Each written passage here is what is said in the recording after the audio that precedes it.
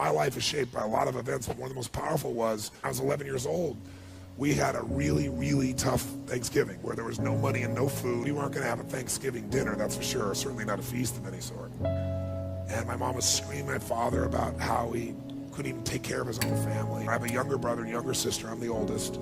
So I was trying to keep them from hearing this conversation. And then a miracle happened. Bang on the door. So I go answer the door.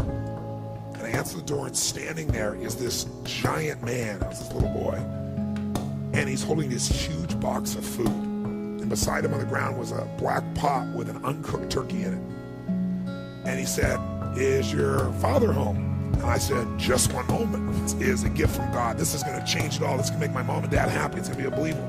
So I go, and my father is screaming at my mother through a closed door. I said, Dad, there's a guy at the door. And he goes, "Cool. You answer the door." I said, "I did. He's got to see you." He goes, I kind of teased him. I said, "Dad, you got to come." So he said, "Fine." He made one last yell at her, and he walks to the door.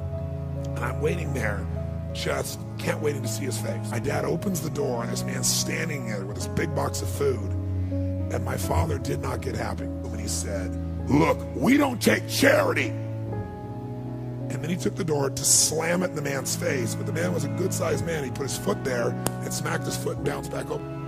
And then the guy said something that I'll never forget. And he looked at me, and then he looked at my dad, and he said, "Don't make your family suffer because of your ego." So he took the food, slammed it on our table, and slammed the door in the man's face and never even thanked him. Years later, I began to understand a little bit. Our whole life is shaped by decisions. That's what we've talked about today, right? But there's 3 decisions you're making every moment you're alive. And the way you make these 3 decisions shapes your destiny. First decision we're all making every moment is, what are you going to focus on? And the second question you got to decide, every moment you're alive, including this moment, what are you going to focus on? Second question is, as you're focusing on, what does this mean? If you think about it, you get to make up the meaning, and most people pick the worst one, don't they? And then the final, most important decision you make every moment you're alive. What am I going to do? I made 3 different decisions. I decided to focus on the fact there was food. What a concept. I like that. But what changed my life was the meaning I gave it. I decided that day that what this means is that strangers care. And if strangers care about me and my family, I decided what I was going to do is I was going to care about strangers. And that completely changed my life. I promised myself someday I'd do well enough to do this for other families like was done for me. And I didn't wait till I was, wealthy to do it. I did my first one when I was 17. I decided I was going to go shop for 2 families for Thanksgiving, and I was going to go do for families what was done for me so many years before. I took 2 baskets. I went to the manager of the place. I told him what I was going to do, and I said, "I want you to give me a discount. You be my partner." Give me 10%, cheap bastard. Then I called this church in the barrio area, and I said, "Listen, I want to go take care of some families that are too proud to come to the church and get food." So they gave me 2 families. So then I wrote a note, because I thought, you know what, I'm going to put on old jeans and a t-shirt. I'm going to deliver this. I'm not going to get the acknowledgement, but I do want to see the faces. I got to this house, and I got 2 bags of groceries, and I banged on the door. Door opened, and this woman about this tall stares up at me like this, right? Very obvious she didn't speak any English, and she let out a scream when she saw all the food. But this woman had 5 children and a husband. What I didn't know is the husband had left her 3 days before with no money, no food, and 5 kids. I said, "The delivery boy," and she didn't understand a word I was saying, so I reached in the pocket and I gave her the note, flipped it over, she read it in Spanish, and she started to bawl. And she goes, no, gift from God, gift from God. I said, "I'm trying not to bawl."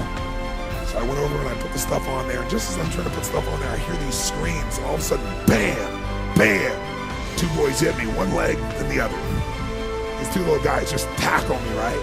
When they saw the food, they went crazy. When I saw the pumpkin pie, it was over. We kept bringing these groceries in, they were lit up. And then, I'd done it all, and it was time to go, and I didn't want to go, and they didn't want me to. And then she grabbed and gave me this big hug, and the kids gave me this hug. I looked in the mirror, and I saw Mama standing in the porch with her kids, all the kids smiling. Mama's sitting there crying hysterically and smiling from ear to ear. I was right there, stopped in the street, and I started bawling uncontrollably. And I remember just thinking, this is a beautiful thing. Why is this making me cry? And, why is this great thing? Why am I so emotional about this? And then I realized in that moment that the worst day of my life, my father leaving, had actually been the best day of my life. Because if I hadn't had that experience, I wouldn't be here today. And now because of that, I get to live this life. I have the desire and the drive and the want to give it this way. I tell you the story for a couple reasons. One is, if you want to change your life, figure out how your worst day was your best day. There's something in you that wouldn't be there without it. And the second reason is because I want to recruit your soul. I want to recruit you in this action of going making a difference. I want to recruit you for you, because I know if you go do a few of these things, you'll get hooked and you'll make it a ritual and it'll change your life. 15 years ago, I started my foundation. And last year, we fed over 1 million people now in 9 countries around the world. And you can give your money, but I'd much prefer if you would just go deliver the food. Because I'll tell you what's great. You'll be changed by that.